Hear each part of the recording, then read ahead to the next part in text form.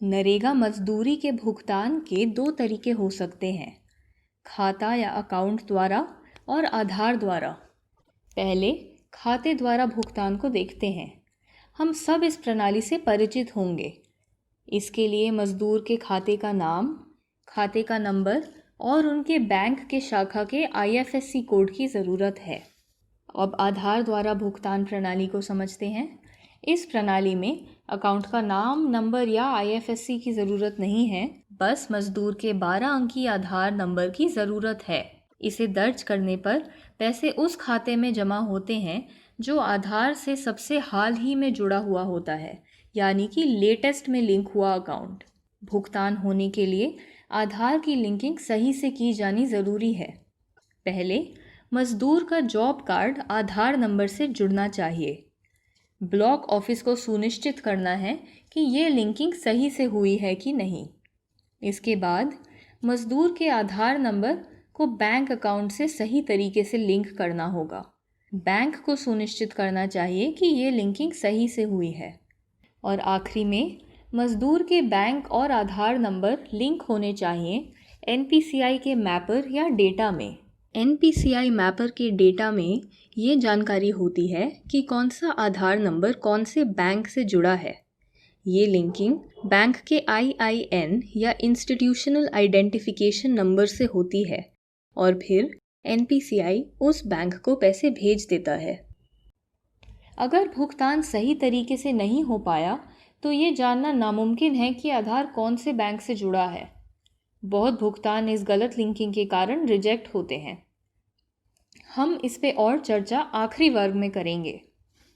भुगतान के रिजेक्शन दोनों ही प्रणालियों में हो सकते हैं, पर फिलहाल आधार प्रणाली में रिजेक्शंस की मात्रा ज़्यादा है। इस प्रणाली को हम APBS या आधार पेमेंट ब्रिज सिस्टम कहते हैं। जब केंद्रीय सरकार भुगतान भेजना चाहती है तो वो NPCI से निवेदन करती है कि मजदूरी मजदूर को पहुँचे जिनका आधार नंबर दर्ज हुआ है। NPCI मैपर के डेटा में ये जानकारी होती है कि कौन सा आधार नंबर कौन से बैंक से जुड़ा हुआ है। ये लिंकिंग बैंक के IIN या इंस्टीट्यूशनल आइडेंटिफिकेशन नंबर से होती है और NPCI उस बैंक को पैसा भेजता है। उसके बाद बैंक आधार नंबर देखता है और निर्धारित करता है कि ये कौन से बैंक अकाउंट से जुड़ा हुआ है और पैसे फिर उस अकाउंट में भेज दिए जाते हैं। चलिए हम देखते हैं कैसे इन प्रणालियों में नकदी निकाली जा सकती है। नकद ATM से, बिजनेस या बैंकिंग कॉरेस्पॉन्डेंट से, बैंकिंग कियोस्क से, CSP यानी कि कस्टमर सर्विस पॉइंट या ई-मित्र केंद्र या प्रज्ञा केंद्र से निकाली जा सकती है। आधुनिक दौर में मजदूरों के पास बैंक के अलावा नकद निकालने के बहुत विकल्प हैं। आधार बायोमेट्रिक ऑथेंटिकेशन या आधार द्वारा अंगूठे से भी निकाले जा सकते हैं। ये ATM के अलावा अन्य विकल्पों में उपलब्ध है। इन सब को आधार एनेबल्ड पेमेंट सिस्टम या AEPS कहते हैं। बहुत मजदूरों ने ये जाहिर किया है कि AEPS द्वारा नकद राशि आसानी से प्राप्त हो सकती है।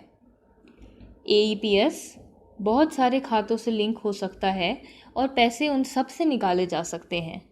दूसरी ओर APBS है जो बस सबसे हाल ही में जुड़े हुए अकाउंट पर ही काम कर सकता है।